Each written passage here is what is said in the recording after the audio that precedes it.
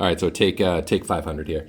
This is a Maserati Levante key fob, and we are going to, I'm going to do a quick little tutorial on how to remove the battery in order to replace it. So basically, the key fob, the only tools you need a Torx T7. That one's clearly marked. Torx are the star bits, and then this one's just a regular flathead screwdriver, very small.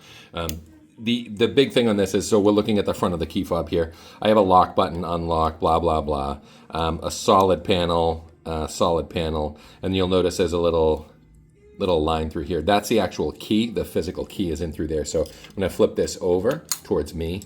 And then what's going to happen is, that you can see that this is the key that comes out. So on the back, we have the beautiful Maserati Trident logo. And then we have a push button spot right in through here. So you know what? I'll try to stay out of the light there. But the push button spot is there. And that's actually what you need to do in order to remove the key. So basically, you're going to push this down. I'll see if I can do it better this time. I'm just going to put, I can't do it. So I'm going to hold it so you can see. And then what I'm going to do is I'll try to do it this way. So I'm going to push that in. Can you see that I'm pushing that in? Then I'm just going to slide this out. So basically just slides out as long as that button is pushed. Now I can take this out. I'm going to put the key over here. So that's the physical key for the car. And then back to the front and then back to the side. So this is the area we're now interested in, the area where the key was. So that's the area that's hiding the first of our Torx T7s. This is kind of a longer one.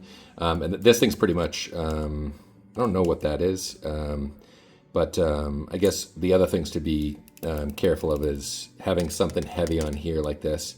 When it flops over, it can pull this metal part out in through here. And I'll show you how to do that anyway if you're swapping that out. But so I'm going to take the Torx T7. I'm just going to put it in. Oops, try to put it in. Yeah, how about this is my point? This is my pointer that I'm using today. It's a T9. Let's. Who caught that one? Let's check out that. Let's check out that T7. Word. So I'm going to take this one out, and I can hear it click on the backspin, and then I'm going to just take that out. So that's the longer one. You can see it right over here. Oops, so I got a magnet tip on these, so that's the longer one in through there.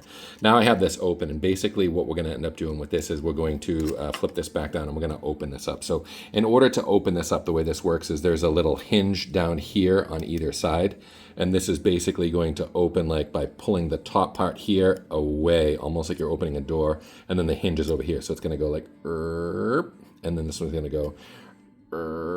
The noise may differ when you do it at home, but that's the sound effects I'm putting together today. But so I'm just going to I'm going to pinch this, I'm going to pull this away, and then there's the hinge that you can see in through there. So the hinge is down low.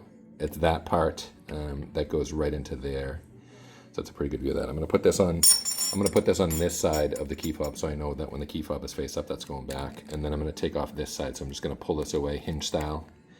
Away like that, same exact hinge on that side, opposite obviously, but and then here we are. Now we have the key fob, and basically, hey, we have no access to anything here. So this is where the flathead comes in. So the flathead's going to come in to basically pop these open. So you can see that this one's been done a couple times. Initially, I was using one that was too small, and what happens is if the flathead's too small, as you put it in and turn it, it bends the plastic instead of creating enough tension to kind of separate these areas. So there's 4 of these. There's one here, like 2 on each side. You can see them there, and then on the opposite side, you have there and there. Mine are pretty well marked by like the rumble strips. So I'm just going to put this flathead in, and I'm going to kind of wiggle it apart a little bit, like that. See if we can get any motion in there. And I'll do the top one first. So the top one, yeah, that seems to work better when I do that. And I have the bottom one here. So you can see that I created that line. And then I'm going to flip this over, and then this should basically just pop open now. So I'm going to spread these apart like that. I'm going to spread the back ones apart like that. Lo and behold, we have separated it. Possibly. Nope, I'm going to do it a little bit better down here. So sometimes it's that back part over here that gets stubborn. You just have to make sure that it's off, and then voila. So here we are now on the inside of the key fob. This is the back. The top button part is off, and here we are. So I'm going to grab the Torx T7 because there's another Torx T7 in through here.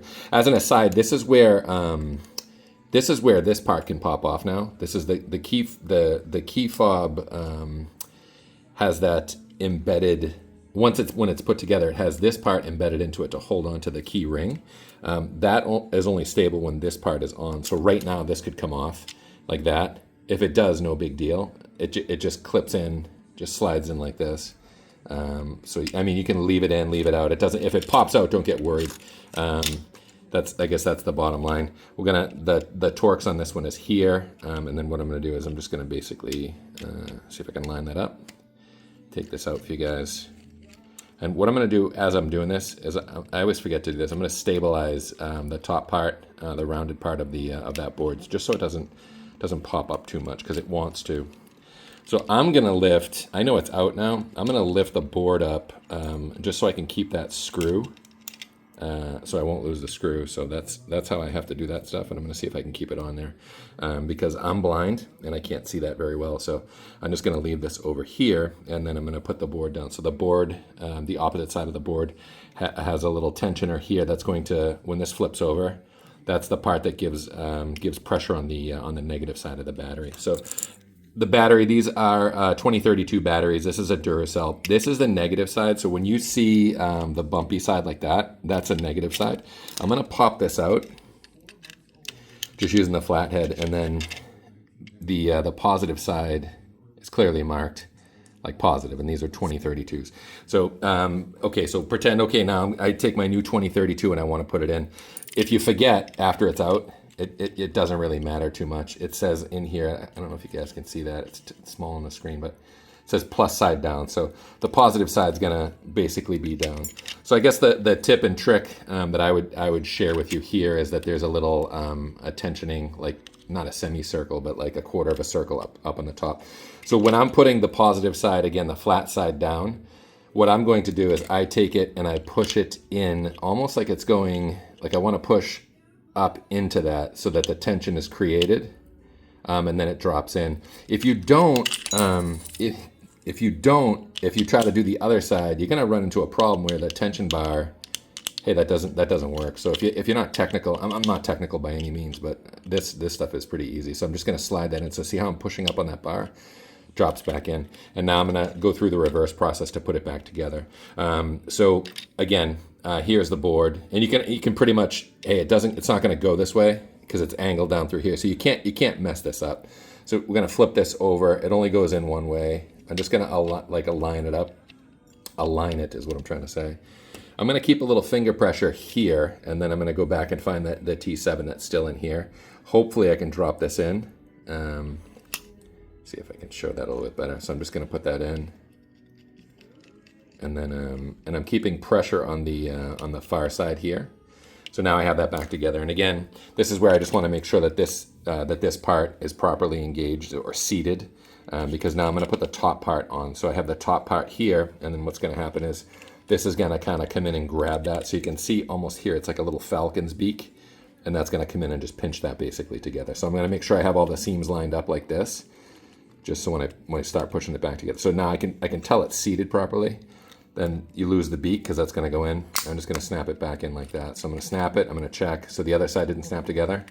I'm going to come on the other side and snap it. I'm just going to check it all the way around. So you want to make sure, look for the seam all the way around. You want to have a nice tight seam here, and then we're going to just put the other ones back on and hit the last Torx. So again, start with the key side. So the key side on this is going to be the side that has the slot over here. So again, the hinge joint is pretty easy. I'm taking this part, I'm sticking it in here, and now it's in, and I'm just going to basically bring it back together, snap that together.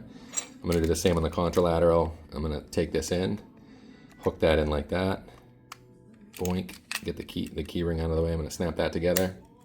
Hey, we're back together now. So this is the key fob. We have one more thing before we put the key back in, is that last or that final T7.